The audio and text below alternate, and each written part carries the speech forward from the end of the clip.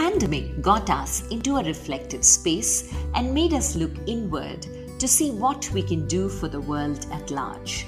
As a self-expression coach, I became a catalyst for women and started Vani, a one-on-one coaching program for women on finding their voice, to speak up, to be visible. As a storyteller, I spotted there were many ordinary people amongst us leading extraordinary lives, making a difference to the world, and they needed to be heard. Thus was born You and I with Rashmi Shetty, where amazing personal journeys with their uniqueness and individuality are showcased, a reaffirmation of the fact, open your eyes wider, the world is far more beautiful when we acknowledge the presence of both you and I.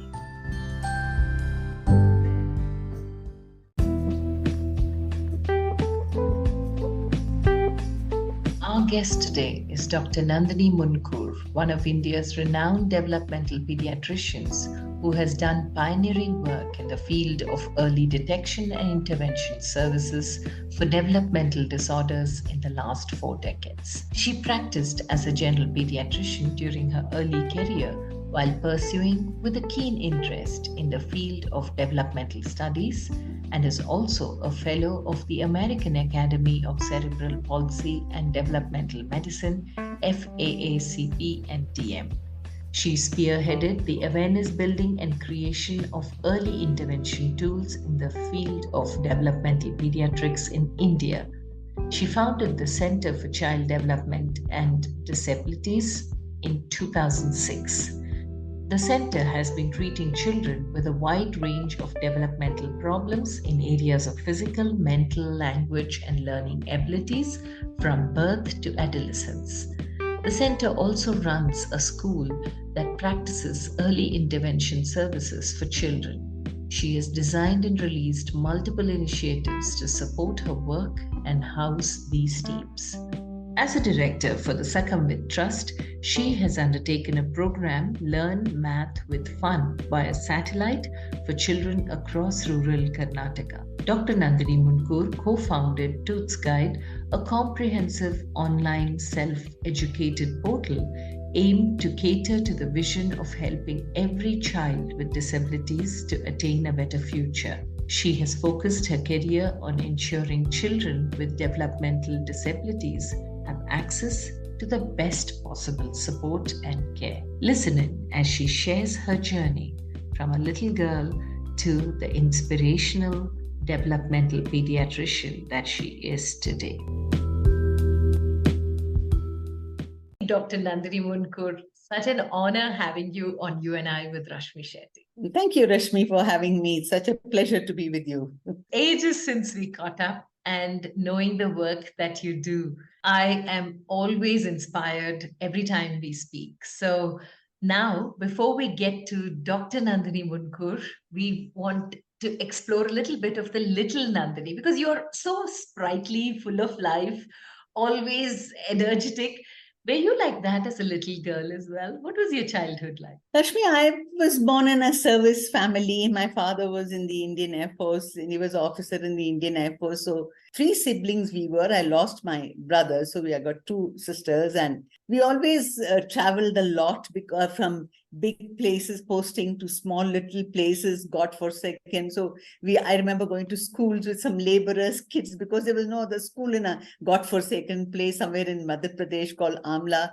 So it's been a wonderful childhood I've had because there's been so much of exposure traveling around this country. And we grew up, for example, in a very cosmopolitan kind of atmosphere, and being in the services, it was full of plays and, play games, go out and, go to the mess and go learn ballroom dancing. We did everything possible as a kid. And I also went to I grew up in Delhi mainly because my father had a very prolonged posting in Delhi. And I remember most of my childhood from there. And until I went to med school, then I went off to the hostel. So my rest of my life was spent in the hostel till I got married and settled. So it's been, I went to the Air Force Central School and Bal Bharti School, which is the Air Force school. And I think it was a great fun, lots of sports to play. And I'm not a very sporty person though, but loved playing and was very fond of reading. We were very avid readers, and probably that came from my father. I mean, I remember my childhood of living in a small little, it's like hostel. It was called the Princess Park Hostel, where my father had small, and we used to walk to the Central Vista Mess then, which is no longer exists because you got huge little thing. All that is gone in Delhi now, and I'm talking in 50s. And just to go to the library to borrow a book every week. And I think that habit of reading was really, really, I don't know, which I still read. So that's the only, so we grew up playing and, wonderful childhood, playing tambola. I think we did everything. There was nothing like we didn't do, that was the best part. And not so bad in academics. Okay, we did quite well and was able to take an entrance exam and go into a med school on a merit seat was quite enjoyable. Yeah. And I went to Maulana Azad Medical College. As I said, my childhood has been in North, and so I love learning languages. So I learned how to speak Urdu, Punjabi, though I'm a Tamilian by birth, and Hindi quite well. I did Hindi literature. So it's been a wonderful journey of, of fun and learning with no tension anywhere. So that's how my childhood has been, and my siblings were equally bright, and all of us really had a great time growing up. So what else can I tell you about my childhood? Medicine was because you were inspired by someone, or it was just that every good student would do medicine or engineering, and that's how. I didn't know. Right from when I was young, I said I want to be a doctor. I don't know who inspired. I don't think I was inspired by somebody. Maybe, I don't know, but maybe reading A.J. Cronin much later, but not at that time. And we used to, much later, I read those lovely books. I think got inspired, like, I forget the author. Was it, who wrote Doctor in the House and Doctor at Sea? And they were very cute little books. I don't, Richard Gordon, is it? I don't remember the authors very well, but that was much later. But I just wanted to do medicine, for reasons unknown. I thought I wanted to be a doctor. Probably because there were no doctors in the family at that time in my house, from my cousins and as far as I could think of. So I was one of the first qualified doctor. If that was the inspiration, I just wanted to be one, and luckily I got to do what I wanted to do. Yeah, and moving into pediatrics as a branch was again out of interest. Any inspiration while you were studying medicine, your UG? How did you think of pediatrics? Pediatrics happened that when I was doing, I actually got inspired by my so-called registrars who are 3 years senior to me. See, when we got into pediatrics, it was just a special. Most of our professors were not qualified pediatricians. They all were MRCPs and all came from England. They were adult medicine who did pediatrics. And it was like, and doing pediatrics I did it out of choice because I did have an MD medicine seat also, but it was when I was doing we do something called house surgeonship, I did pediatrics and medicine. Those days we could do if you had the marks, you did what you want. There's nothing like it. So when I was doing pediatrics, the batch, which was like 3 years senior to me, which was a great registrar, they said, listen, we need to improve this branch, let's don't go to, there are millions of people doing medicine, everybody does, So in fact, I really got sucked into doing medicine because of my seniors, and it was and they said it's very challenging. See, children can't speak and they'll cry. We have to decipher it, and it'd be great fun to understand infant toddlers, but it'll be tough also. And so it was that. Frankly, that is the reason why I joined pediatrics, and I think it was a great decision. Yeah, because I have met a lot of pediatricians, and for my children, when I met you, I found you absolutely friendly with kids and very easy on the children, whether it was giving a vaccination shot or any kind of injection. You Yeah, you really were very friendly with the kids and you were doing it. So it seemed like your calling was just pediatrics. Yeah, I think they're great fun. I think, one thing much later after doing developmental pediatrics, I realized the innocence they bring with them. Getting and befriending them is so easy. Just say, okay, before you count three, I'll finish that was my standard thing. I'll finish, whoever finishes. If I don't finish my injection by three, then okay, I won't give it. It only takes a few seconds. By the time they say one, oh my God, I didn't even give it. We used to have all the games with them, and they're so easy to please, so easy to be with, and they bring you such joy when they come. And in fact, I remember when I used to do general pediatrics, which was for a few years before I switched on to developmental pediatrics, kids would bring me chocolates, flowers. The older one will come with the younger one. I still remember some of the mothers will ring me up and say, listen, today I'm not coming, I'm sending you I say, yeah, send, no problem. So that I really enjoyed, more than anything else, I think you should enjoy what you do. I enjoyed doing pediatrics with those kids, and it was great fun, with them too. They would come and it's okay. And reading with them was fun. And much later, I was asked a teenager, what are you? We didn't have, unfortunately, in my era, there was no internet and there were no, Google, and television came much later. It came later in 80s, but that we never had programs. We just saw a few cricket matches and a few other things, And then I'm also a great cricket fan, so we used to watch a lot of cricket, So it's been, as I said, good. I'm very fond of playing cards. So now I've switched on from rummy to bridge, a little more better than playing that. It's not really a lot of bridge. So it's been good fun. I've enjoyed every aspects of fun in life. Yes, because you come across as somebody who's extremely positive. While talking to you, there's so much of positivity that you exude, which automatically goes to the person who is sitting opposite to you. So, from general pediatrics, what drew you into developmental pediatrics? Because you're now completely into child development with Yes. special needs children. How did all that actually branch out from general pediatrics? Rashmi, to be honest, you see, when I started doing pediatrics, I was married and I had two children by the time. The older, I was married very young. I was an intern when I got married. And by the time 1 year, I had my first daughter. So not very old. And one thing I wanted to be sure was, I didn't want to do too much of emergency medicine. I wanted to be with my children and sort of, I still did go for, cesareans and stuff like that because I had to do it. And, but I somehow thought that I should do a specialty which doesn't involve too much of my time, not only children, maybe because of the other interests also. I wanted to, could not be a practitioner who sat till 10 or 11 in the clinic and wanted to make money. That was never my intention. And second thing was that I had a roaring practice, as you know, Cash Pharmacy was my landmark clinic in Bangalore. And, I was doing very well in my practice. I had somehow, the parents who used to come with these children with maybe those days with Down syndromes or severe, whatever reason, the children, they were so unhappy. They were, the distress.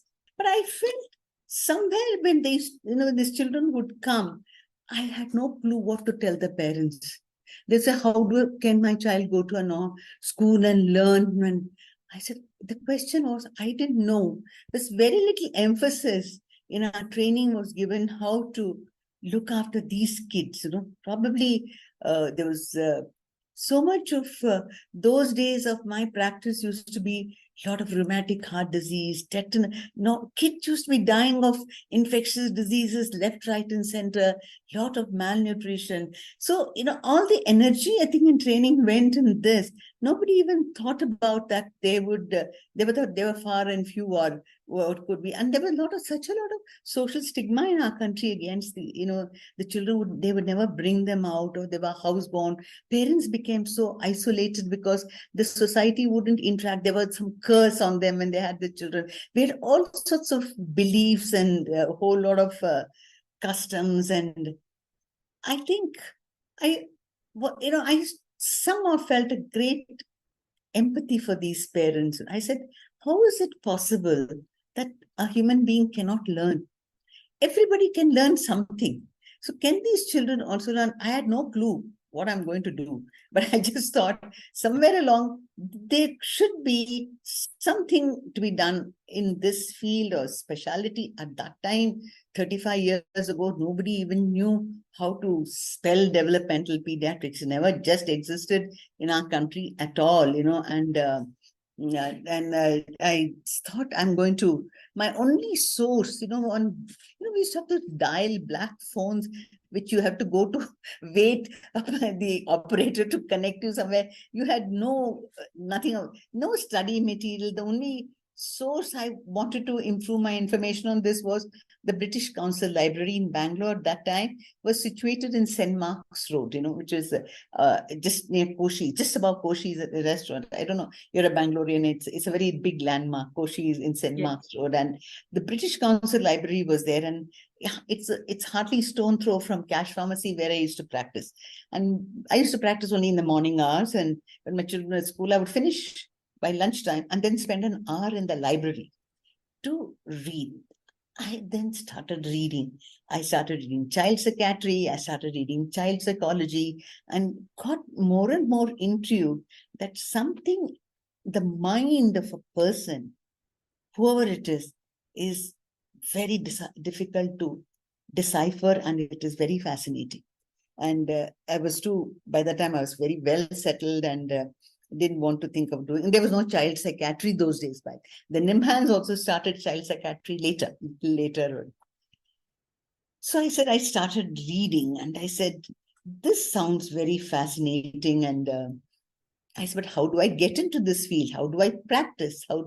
So I started making my own way of trying to counsel these parents that no matter what, we should see how these children can improve, in their own ways, maybe give them little tasks to do. And that could be, everyone wants to have a sense of achievement, and give little things to our children. So some parents would come and accept it and do it.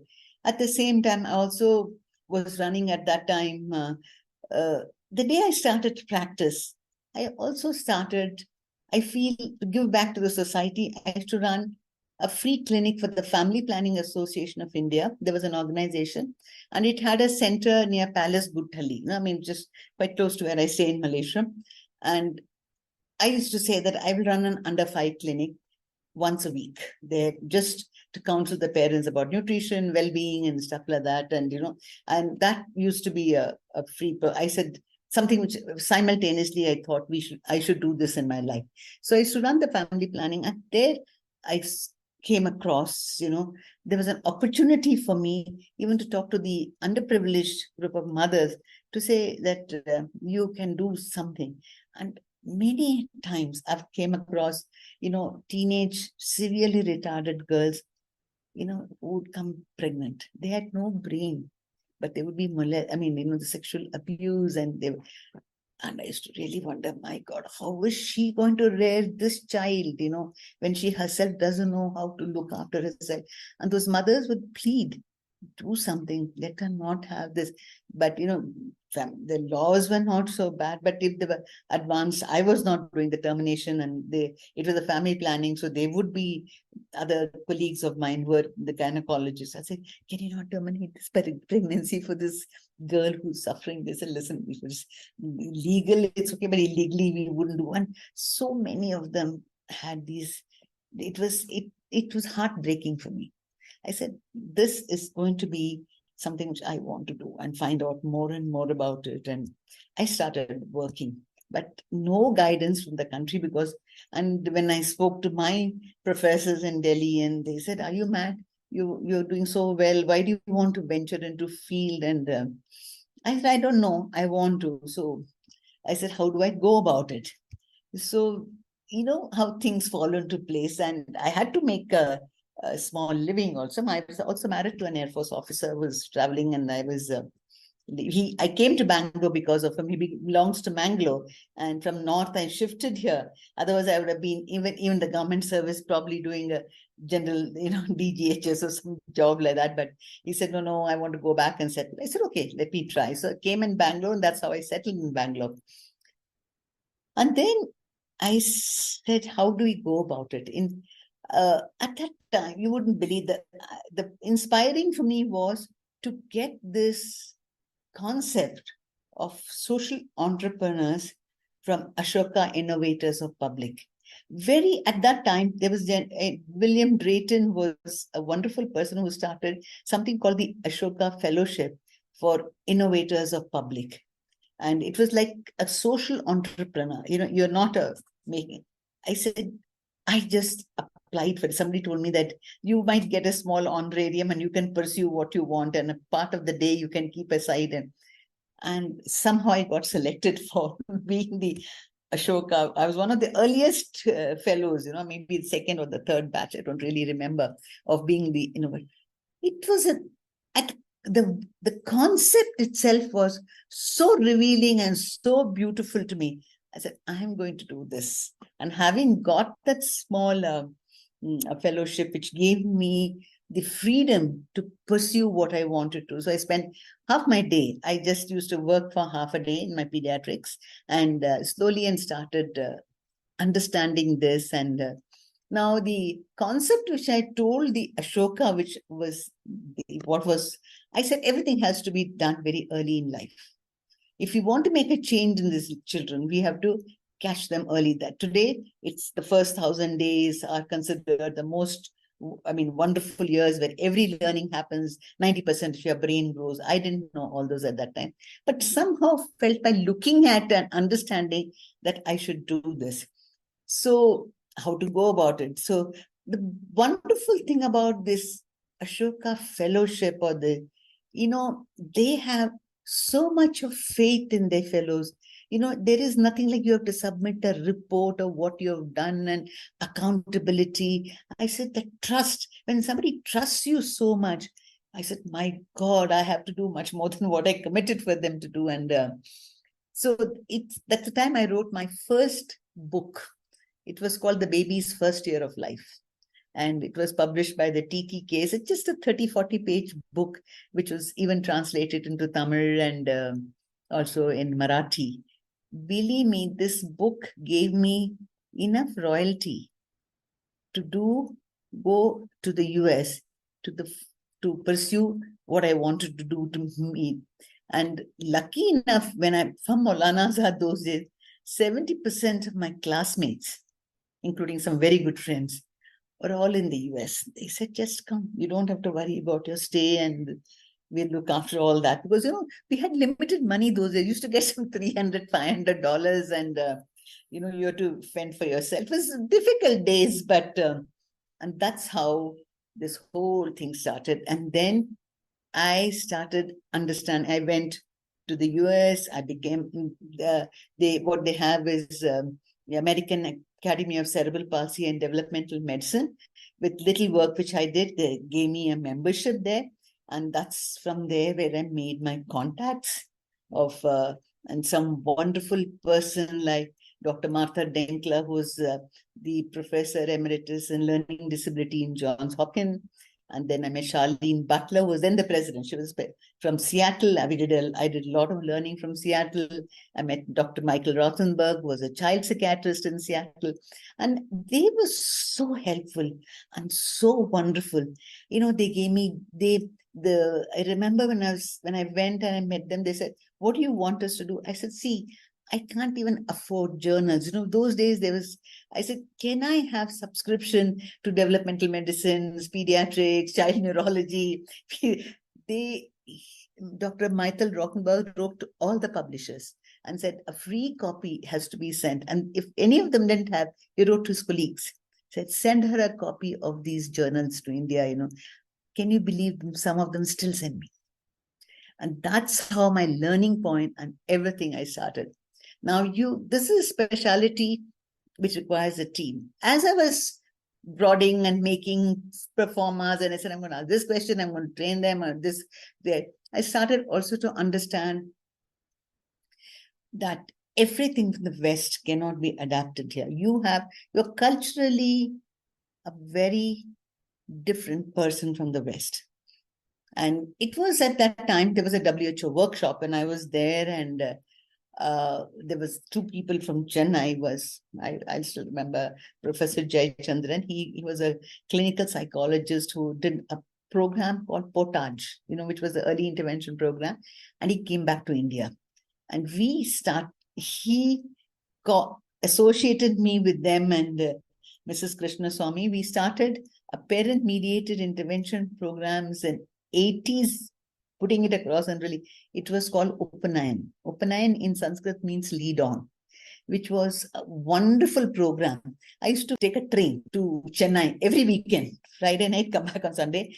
My home support was wonderful. I'm so grateful to my parents. My mother and father, my father retired and they stayed with me. So my house, I had no responsibilities. And my children were so beautifully looked after because my father was an avid reader. My mother was a homemaker better than me. So the kids I still, my kids, if they want some food and thing, they'll ask my mother, not me. Me is only what should I do in life, and, in some intellectual conversations and some books, maybe discuss something. I was not there for basic needs of giving them, khana, pina, and all that was done by my mother. But so much happened, and it was just that the purity of intent that you had in making a difference was so pristine that things just fell in place. Fell in place. Yeah. Amazing. And Open was meant for what kind of kids that did you devise this program? So no, I devised the program initially for intellectual disabilities. Then I learned about at that time in 90s started coming this autism. I didn't even know how to spell it when I passed MD pediatrics. We used to call it some static chronic encephalopathy. Nobody knew what was happening. This became another. My God, today it's almost like a silent epidemic. 1 in 30 children, the US is saying if I see 10 children in my clinic, 7 of them are with some kind of features of autism spectrum disorder. This became a big issue. But, you can't do all this by yourself. I'm so grateful to a young psychologist called, she just passed her MSc at that time, Savita. She's still with me, by the way. She was looking for a job and she came. I said, listen, I want to do this. Whatever money we make, we'll share. But I don't know where we will go. But if you're in the journey with me, join me. So that girl was so beautiful and so wonderful. She came and joined me, So now I had whatever I could devise. I could then have a colleague to implement it with the parents, because I was still doing some amount of general practice, because this doesn't bring you money, and I had to keep myself going. And this was a part we used to, on a fixed day, 2-3 times a week, would sort of look into these kids in the afternoon. We'd spend with them, understanding what is required. And Savita, who's today, I think, one of the best behavioral specialists we have in the country, I feel, because she is so good with those kids. She's with me for the last almost 30 years. So we devised so many things together. I would learn something, come back and say, Savita, we have to do this. We have to do this. And she was in game with me. So, I'm so thankful to her. Otherwise, maybe it may not have been possible to do so much as I can. And then, so that was a turning point. In pediatrics, I started then addressing pediatricians that this is a problem. And then slowly the Academy of Pediatrics also started. There was a group of us who got interested. We formed a small childhood disability group in all over the country. I would go for these conferences. Then we started addressing the general pediatrician. Today, we have a huge chapter for neurodevelopmental pediatrics, and there's some young doctors who are taking it forward so beautifully. I feel so good when I look at it, that this is going to be a thriving specialty.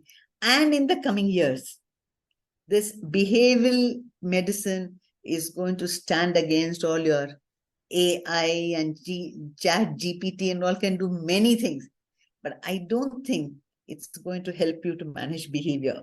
Which I think I'm telling all my youngsters who are doing this specialty, you guys are lucky. You won't be out of job, so don't worry. You will have fun. So that's how. That's true, because even for AI, it needs a prompt. You need to give the right prompt to Chat GPT to Yeah, get your yeah, answer. yeah, The prompt has to come from us. yeah. And my question is again taking you back, Doctor, to answer those parents who had children with challenges when they would meet you, is what kind of was instrumental in pushing you in the direction of developmental pediatrics. When you got into the space, not many people were there. So, what kept you going forward? Was it that immediately things kept falling in place, Ashoka Fellowship, all that came? What kept you motivated to do something where you don't have a precedent to look at, a road that has already been set? So, in a way, pioneering work is Yeah, tough. you know, I don't know. Subconsciously, my father used to say many things to us. He said, "You should be second to none." We used to laugh at him. What the hell that mean? Second to none. I think it played on me that I'm going to develop a specialty for this country. So no matter what it takes me to do, what is going to be, I should be the first. After that, any number of people can date. I don't. Okay, maybe they do it better than me also. I don't. To start that first, I want to do this. So I started writing books. I started making a lot of address every conference in Indian Academy. I said I'll only talk on these subjects, and many pediatricians started believing me a lot. But the practice itself, Rashmi, I want to tell you, as long as I was doing general practice and doing development, the competition was, I did not get so many referrals, or people didn't allow me. So I have to give credit to my husband, late husband. He died young. Here, I came back. I was doing so well in general practice. The amount of money I earned in 80s, I'm not even doing it right now, So I came and told him, I said, this is causing me a lot of this. Nobody is referring, very rarely when they're so severely affected, when I can hardly do anything. I'm just talking to the parents that we have to be kind and nice and empathetic, and beyond that, how to keep them going. I said, I want to see young way to make a difference when they are capable of. So he told me something. He says, see, in life you should do he was a great person, but he said, you do what you want to do. You can live in a big gated community and have a whatever fancy car to drive by. You can also live comfortably and and pursue what you want to do in life. So you think, and I think my children were also very simple, though they went to Malayaditi school, but they were very grounded, I thought, Today, both of them work in the developmental field, in their own way, and which I feel very proud of, because I think we're making a difference to people, and that's what life should be all about, in my opinion. So then I got this confidence. I said, I quit. I told me, I'm not going to practice general. So I would send back, even if the child had a cold and cough, I could have written, they said, doctor, write a prescription. No, I said, no, that's that doctor's job. He had confidence and faith in me that I'll only do so much. And that paid a big dividend. I think my colleagues had a lot of faith in me. I will not take their patient away. I will not. And second principle, very strongly, I believe, I would not take A's child and give it, because B pediatrician is my friend, even though they're living in the vicinity of the child, very good in their job. I said, that's not my job. A is sent, I said, send back to A, even if because they have faith in, why should I, who am I, the question, who am I, is a big philosophical question. All of us have to answer even today. Who am I and what am I here for? Is a philosophy of life, which is, Yeah. So that built in a lot of goodwill for me. There were very, very wonderful colleagues of mine of my time who, the minute they would see somebody, they would send them to me. So it gave me an opportunity to study them. And then I went back again. Every time I would go I never left for a long time. I never studied in the US, but I would go and get a program or see, and could have the capability of understanding a lot of our own culture and adapting that program to our culture. And that that was my USP, I think. That I never copied everything. I think our culture is different. How do I do this with our parents? So many techniques they use in the West successfully, I feel, is not good for India. We're not geared to be like that. And why not? Can you give an example, doctor, like one example of some cultural difference between I tell you, now we talk about this early intervention, how you early, in your own culture, every child rearing practices is an intervention. Now today, I'll tell you, look at the brain development talks about that the child is born only with, it's a good brain, which is capable of learning, but hearing, vision, it has smell and touch. So that is a major, and, and they talk about what's called attachment bonding offer.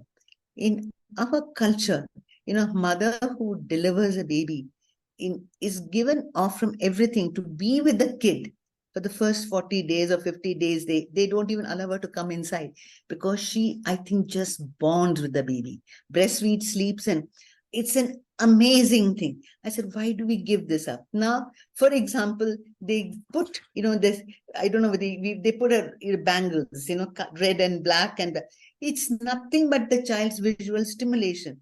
You put an anklet for a child. It moves his leg at 3-4 months. It's called the cause and effect.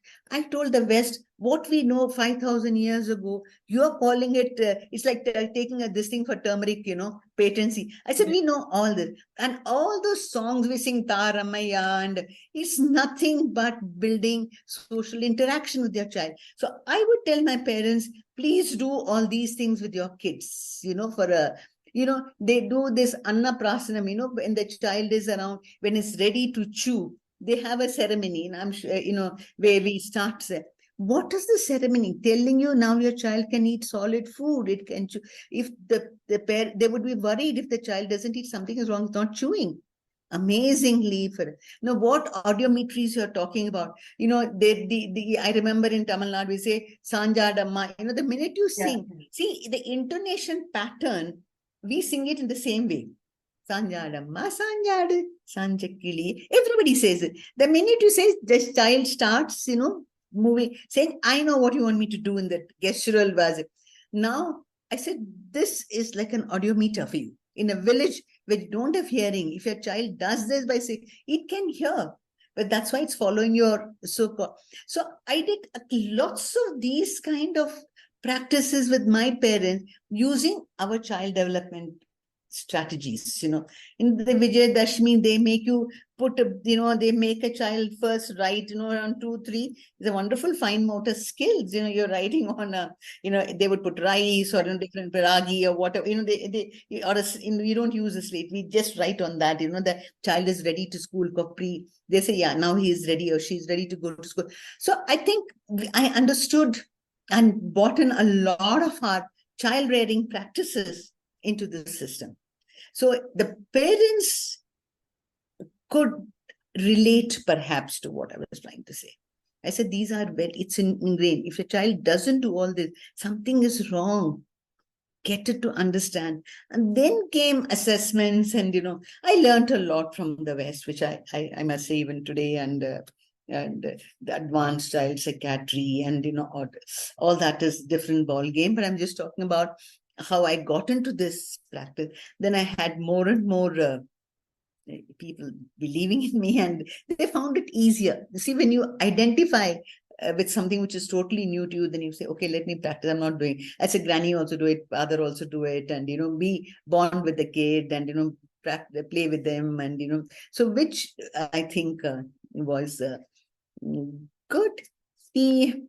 I also found very difficult in our culture is, by nature, we are very authoritarian. We won't follow what the older people say. You do this, we don't. Currently, one of the reasons why our mental health, I think, is in shambles, because a lot of them they say highest country mental disorders, is because we are not allowing our children to express their emotions when they are young. we just, brush it aside and say, no, do that. I say, we don't allow them. No, that's not the way. We're very authoritative. Do this, don't do this, come here, sit here. That we have to do away with. We have to change these practices. It's happening slowly, but it's so there are faults also in our system. This thing is, it was so geared towards what the older people say, that you have to do you cannot rebel.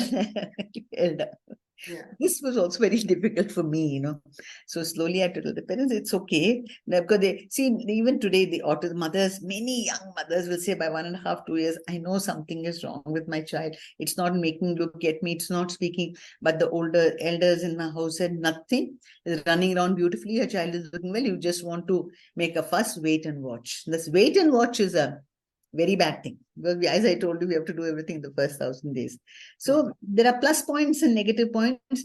I think the plus point is what I used it. Negative point is what I'm working with. So, Doctor, you started these centers years ago in the 90s, and you started them going. At that time, the awareness may have been way less than what it is today.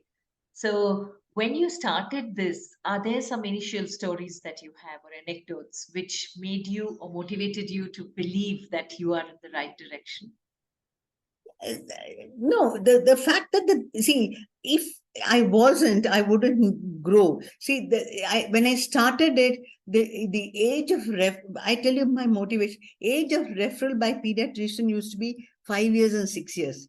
Very little I could do for the children, but today I have some pediatricians who when 9 months will say, go in Bangalore, they'll say, something is wrong with your child. Just go and see Dr. Nandini. They would say that, your child, what is the beautiful thing?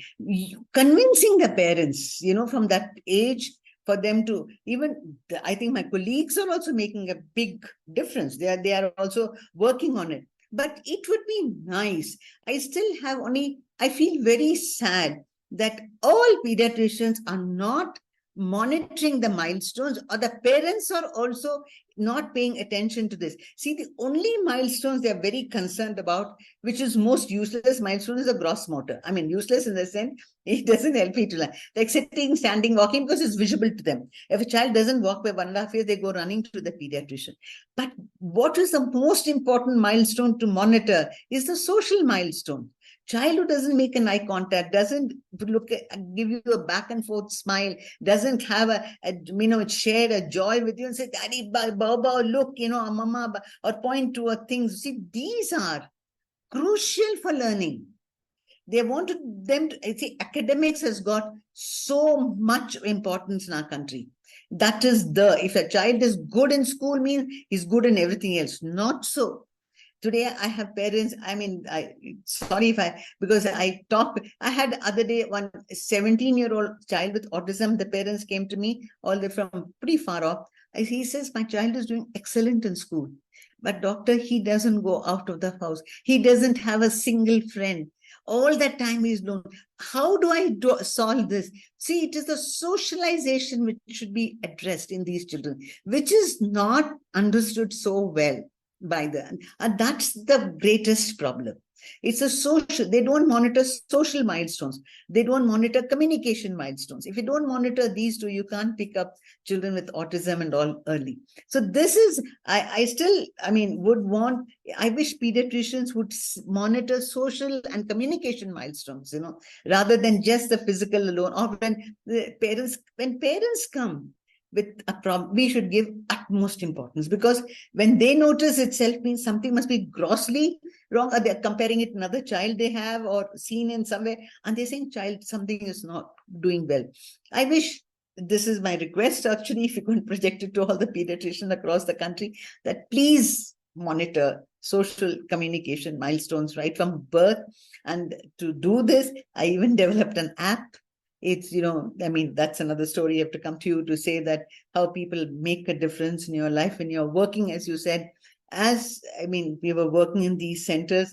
I told you again and again, I can't do this alone. Like how Savita came into my life, There's another wonderful lady who runs the parent mediated center in Sahakar Nagar, which we have, which is one of the best PN mediated centers in this country, is by another very good educationist who came with a child with a special need to me.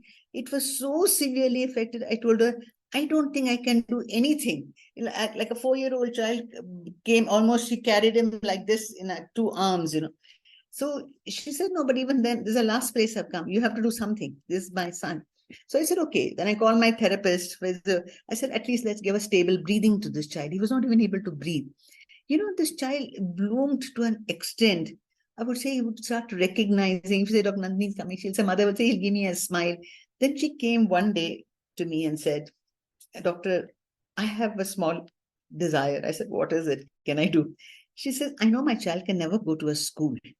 Can never. But is it possible that I am an MSc, MEd, she had such a lot of qualification. You can use me to start something by which you can. I said, amazing. What are you wasting your time?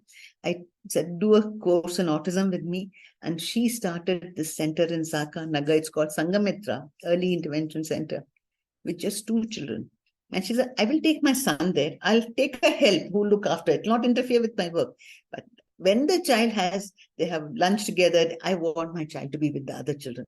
What a beautiful, brilliant way. And that's how now that center is got every program on that earth. I'll send you an initiative. They have music therapy, they have art therapy, they have toilet training, they have sexual development program, they have early intervention, they have just for severely and moderately retarded they have started a pre-vocational training. They have an open school curriculum when the school where children can't go to. So they have a sibling. We are also aware siblings of another child, a normal neurotypical sibling, also feels so lost because the parent, they feel they don't have enough attention. They get into. So we have every program now, A to Z. It was all because of my colleagues also who work with me, my admins who handle everything. Saraswati and Vajayanti, they are there for the. It's a teamwork, I should say. It's not you alone. I'm not alone in this. And these people are as dedicated, or I would say even more than me, to bring about this change in these children. I feel a good part that I initiate a lot of things and I work with them. I study them and help them, but they also implement it. Now, Doctor, these centers for child development and disabilities that you have, how many centers do you have in Bangalore and where are they? I have a Center for Child Development and Disabilities. Is greatly supported by my family trust. That's why we could go. It's a very cost-effective center. It's called the Sukhumvit Trust, which is again started by my sister and my brother-in-law, who initially gave a lot of support otherwise it would have been difficult, as I told you, in days because children could hardly pay. The center even today does not refuse.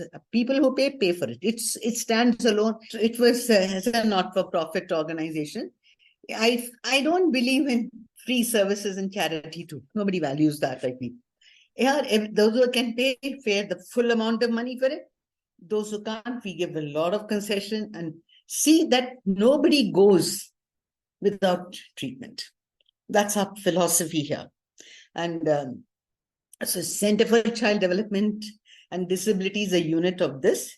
So we have 2 centers for that. And then Sangamitra is a standalone unit, which I started with this lady. It's a parent-mediated center. The parents run that center. The shift change which has come from parents being locked inside their house is not coming out. Today, take initiative to run a center is, I think, I feel few of my lifetime achievements.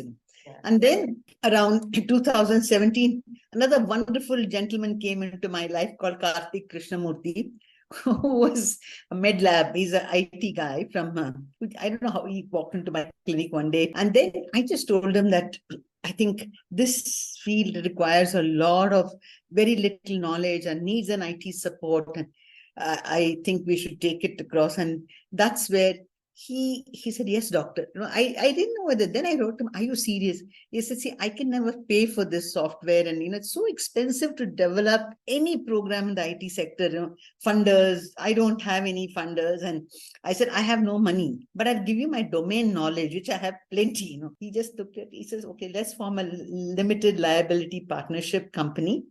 You're the domain expert, I'll be the IT expert. I think he has spent a lot more money than I have done. Youngster. And we have set up this thoughtsguide.com. I tell you the amount of program today, we have developed a home-mediated program, children with autism sitting across the world. I'm telling you, I have children from France to Germany to UK, Canada, Abu Dhabi. Many of them in home-mediated program, with us. We have online support for all those people. Then we have had a free track and act as an app which we have, where parents have to just enter. It's a free app. Enter the name, the date of birth, that is the full term, expected date of birth. It will answer questions where you can monitor milestones, by answering yes or no. It gives you an idea whether your child is in the right direction or not, and available in Tamil, Kannada, Hindi, and English. I have another app called Dolphin. Dolphin is an acronym for developing opportunities for parent help, infant nurture. That the first 1,000 days from the day the child is born, every day one activity will come to the phone to develop a child, giving them ideas on sensory stimulation, sleep, nutrition, brain development, getting to know if the child, monitoring milestones. They just pay 500, 600 rupees. Again, available in Tamil, Kannada, Hindi, and English. We're now developing another program for 3 to 7 years old children who are not learning and motoric, running around. They cannot be diagnosed as attention deficit, cannot call them learning problem, but yet they have some problem. So can we develop those skills? SMILES is an acronym for social, motor planning, intelligence, emotions, and sensory, So we give activities, the parents do it, It's, again, very cost-effective way of giving parents to say, these are what you have to develop. Even if your child is not got a diagnosis, don't wait for it. Start. So Thoughts Guide has taken the program to all over the world. So again, if Karthik has not come into my life, I couldn't have done that. Because even today we have a limit. We are still the angel funders. It's both of us. It doesn't make a single penny, in the sense, it's the programs are so he says, your programs are so big, it costs a lot of money. So whatever money we make out of scope, parents have to pay for it. Some program, it just goes into developmental programs till today, but I'm happy that we are able to realize and give help to so many people, so many parents, which is the joy with us.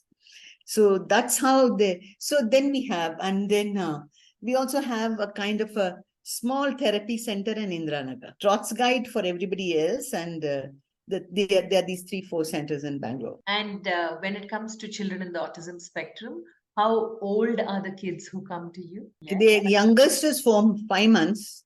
Oldest is, we only work till 15 years. So even if they come in by the time the child is 11 or 12, you can still make a difference. Yeah. We have a program for them.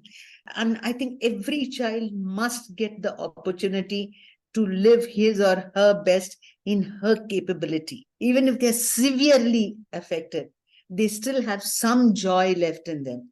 They have some capabilities left in them. And I think we as human beings should nurture that for that child, whatever it may be, however small it may be.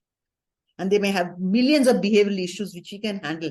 Behavioral issues come in because you have not given them the opportunity. The minute you give me an opportunity, why will I have behavior problems? Whatever level. So our job, which we do wonderfully in our centers, I would say, is to identify the base level which they are functioning, analyze the behavior, give them an appropriate program, tell the parents, you cannot be realistic in your expectations. Don't compare. You have another sibling who's good, let that child fulfill. But this child needs so much, and this is what they can do, and it's not their fault. I said, they didn't come asking for it. I always tell them, did the child come asking? No, every child wants to go to school, every child wants to play, but It's unfortunate. Neither you or they are responsible for this. Having understood this, let's do the best and bring joy in. We also have a wonderful program for well-being of parents. The next person in my life was come in was a young developmental pediatrician called Kirtika Rajaraman, who did a fellowship with me. Today is my colleague, amazing person. She has brought so much to the table of taking all my programs forward. Parent well-being program I want to talk about. Understand that the parent who has a child, your best thing which you're looking for in your life is your child. You have all aspirations, goals, you want to dress them up, you want them sent best of school, that everything gets shattered when they have a child with neurodiversity. Now, the parents undergo a lot of trauma themselves, whether with anger, disappointments, they undergo various stages of dismissal, till they come to acceptance, and they go itself is a long process for them. And rightly, maybe, even when they come, when we work as what we say as a co-regulator, because I feel some of the best programs are shown me very good results is when the parents and the caregivers and their extended family gets involved in the therapy. You see, then the child has much beyond expectations of improvement happens because of the acceptance of these children, and the parents also have learned how to adapt and have a realistic expectations. For that, the parents have to come as a co-regulator with that kind of a mindset. Now, this is also very difficult because constantly our inner voice or the parents' thoughts is always telling me that, oh, my child is not going to do anything, he's not going to school, he's going to be useless. This negative thoughts doesn't make you a good co-regulator. So we have a very nice parent-mediated program. All my programs are evidence-based program. What we mean by evidence-based is in medical, when we had these kinds of programs, we have to show that it makes a difference. It's based on the theory of acceptance commitment theory. ACT is a very big psychological theory. If only when I accept, then can I bring about some flexibility in my understanding of my intelligence that I want to work with these children in a way. So for that, and we tell the parents to have extreme degree of compassion for your own self. Because if you're not happy, what happiness can you bring in anyone else's life? That's my tagline. Huh? So, and I tell this to parents, you need to enjoy yourself. So what? This is one catastrophe. But then you have a husband, you have other children, your family, your friends. You're neglecting all of them. For what joy? So this came as a wonderful program. Today, the 50 mothers who come every day at Sangamitra, I can see this change in them. Today, we want to do a potluck lunch. It gives me some joy. Today, they are very good. They work with their children. They're happy. They're home. So the parent wellness is a very important component of any of the program which we do with these children. Because if they cannot bring in, like we say, from the heart, do it. You may do it superficially, but that's not going to help. So this again is a very important component of the program which we run as parent wellness program. And now the parents themselves have formed a group called Maitri. Many of them, some of them are psychologists. They're taking over the program and running it online, which is, so the multiplication is when the society gets involved in. And I'm trying my best to involve the society, go beyond. I worked with the doctors. Now we are working with the parents, and the right plugins have come in at the right time. Yeah. So that's I don't know. I think it just happened. Yeah. Maybe destiny. We don't know. But then, when the pandemic struck, healthcare was worst hit, and children, especially in the autism spectrum, were worst hit because they did not have the interaction that they normally have. I know. See, this is, this is, what should I say? It's at one side, that is true, that they can go out. But the second part of it is, the parents were available to the children all the time. It was eye-opener that many parents realized how they didn't know. And I tell you, we ran, because of the Sangamitra because we had 50 parents coming in every day, those 50 parents had online sessions, and they could even relate and tell the others that it's important. You see, what we blame the pandemic, even parents today below 2 years, 3 years, they say, oh, my child, it was only 2 years old before pandemic, you couldn't go out to play and go to school. I said, below 2 years, no child goes to school or goes out to play. You had a beautiful chance to interact. Instead of doing that, you put this child in front of a mobile, which is another thing. By the time the child is 6 months old, for eating, the child needs a mobile. For listening to rhyme, the child needs a mobile. For seeing cartoon, I said, this is something, you're taking away full wiring from the social sector.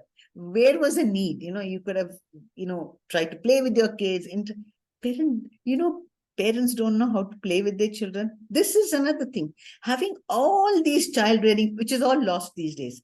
See, I think in the olden days, I always say joint family, no matter what the adults may have differences and they would have fought, they may not, but the children had a good time because some aunt, uncle, they had this social connect with them, they could, attachment with them, that bonding with them, by which they survived all their traumas of birth.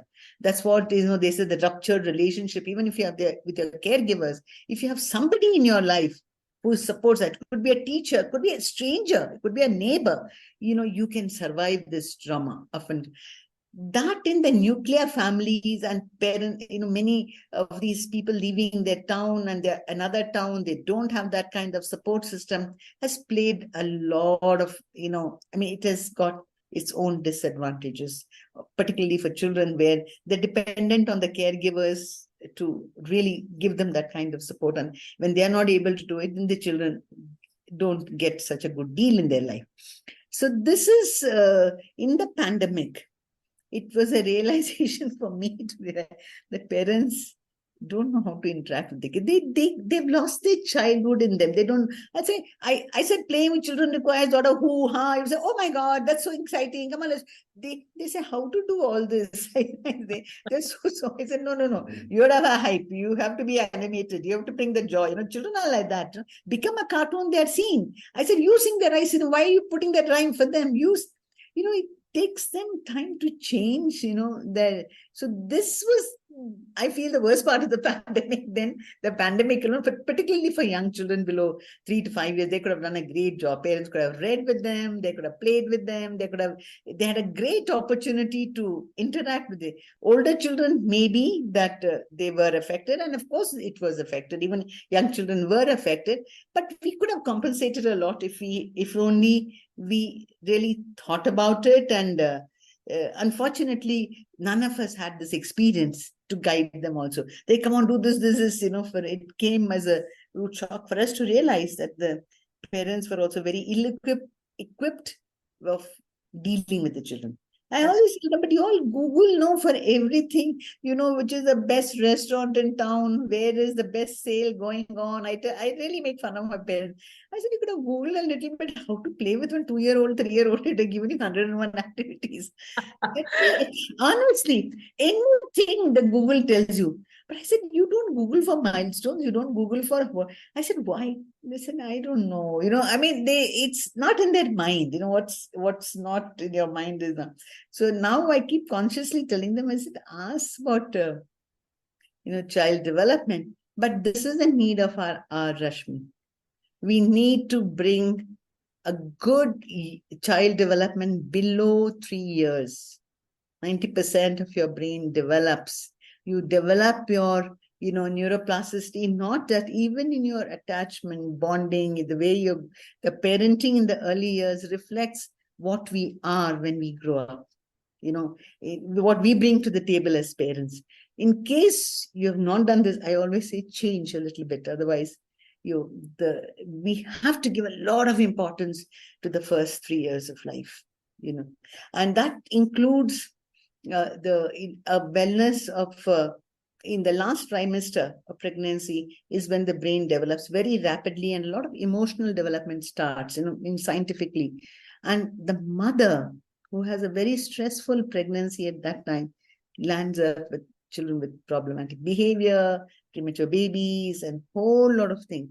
So are we treating our young mothers or mothers with lots of fun, activity, happiness in the last trimester? I always hear this, mother-in-law's trauma, a lot of punitive husbands, and all this is affecting the children, which are going to be born, particularly the boys, more than the girls.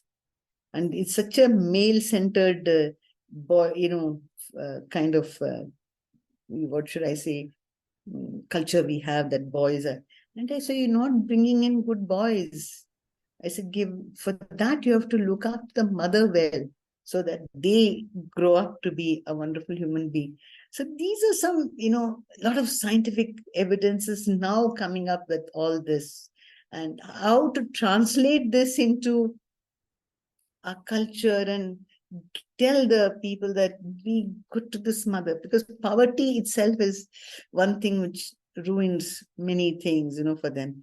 Top of this kind of treatment to the women is, we are going to have lots of children in that kind of sector who are going to be affected.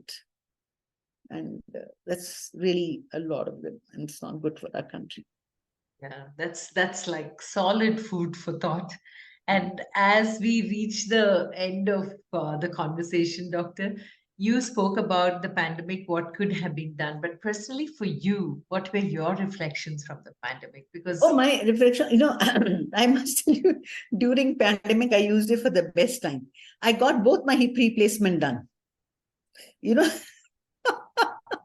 I got one replacement with a great difficulty. I said, oh God, I said, everyone was telling me after between the first and second pandemic, it takes about 6 months to recover from them. It's a long.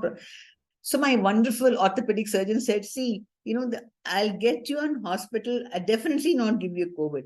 Hospital is empty. And, why don't you, your second hip also needs it, whether after 2 years, why did you get first? I told him, no. Then he said, by the time you finish, your COVID will be over, you'll be ready for work. So that was amazing. So I spent my time. Now, during that pain and all, what I did, I developed the SMILES program with my colleagues. Oh. We developed that, it's a huge program, which is just getting loaded now. We have done the testing. And all available on the app, is it? Yes, the app is, it's all ready, but we are, we do a lot of testing, in the app. That's going on for the last 1 year, if everything is all right. I think by another month or two, it should be available for the SMILE. So SMILES with my colleagues and all of us worked, it's a huge, putting almost like so many activities and designing it and getting a picture drawn from an art. It's a huge program, So this is something that any child, parent who has access to any child between ages of 3 to 8. Don't build academics, we'll build social skill, build motor planning, and also understand every child has something, maybe some tendency he's good at. If you discover that during this age, that, he's playing this motor planning is good, maybe he's going to be a good sportsman. Maybe he's going to be a good musician. It could be and I always tell parents, keep this going for them along with academics. Find something that the child enjoys. And of course, many children want to do things they're not, and they're good at, push them. And this can be used by any kid, but the child who has even mild problem is going to help them even better. So that's what I did during the pandemic. So it took care of my pain also, and pandemic was a blessing for me, because I didn't have to go to clinic. And I'm not surprised with somebody so positive. Only you can see the bright side of even the pandemic. And 2 hip replacements done, SMILES program developed. What more do I want, Rashmi? I thought it was amazing. True.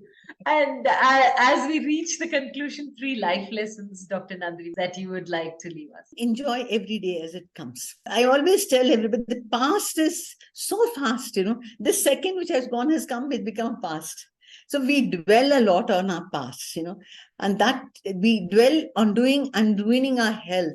I said, it's not going to bring us joy, because that time is never going to come back. Forget it. Wherever we are today, let's work today for that future tomorrow. Don't think of the parent always, will he pass high school? Will he go to? I said, I don't know. Why are we worried about that? We'll take when it comes. Today, you lay foundation for that is one thing, which I feel very positive about. And I feel it's always nice, the joy of giving, and I feel the joy of gratitude to my colleagues and my friends who kept me and gave me they would Xerox books and send it courier to me from the US. I have lots of friends galore. I'm going from my schoolmates to my college mates to my other friends. I have lots of friends who have stood by me, and I'm so thankful to them. So I think in life we should cultivate relationships. And my two daughters, who are amazing themselves, both of them. One, of course, is living in Australia, and she herself has got her own recognition. And Anuradha Mundkur, she works with the gender issues, in which the younger one is another lawyer here. And as I said, more of a lawyer for the underdogs and poor people than she had. But they're very happy, and that's, I think, is the greatest gift I have. And I said, wish well for your children. Don't make them do what you have to do, and share something of yours with others. I think that gives a great joy. I'm very happy at my age of 74 now, and I still feel I have a lot of things to do.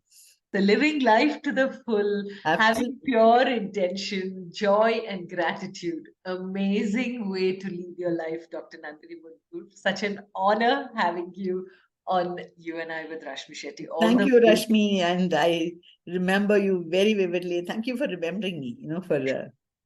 Honor always, Doctor. You've always inspired me, and I love the ease with which you do what you do. And I think that's the secret of loving what you are blessed with. So, yeah, thank you. Thank you so much. You. Thank you.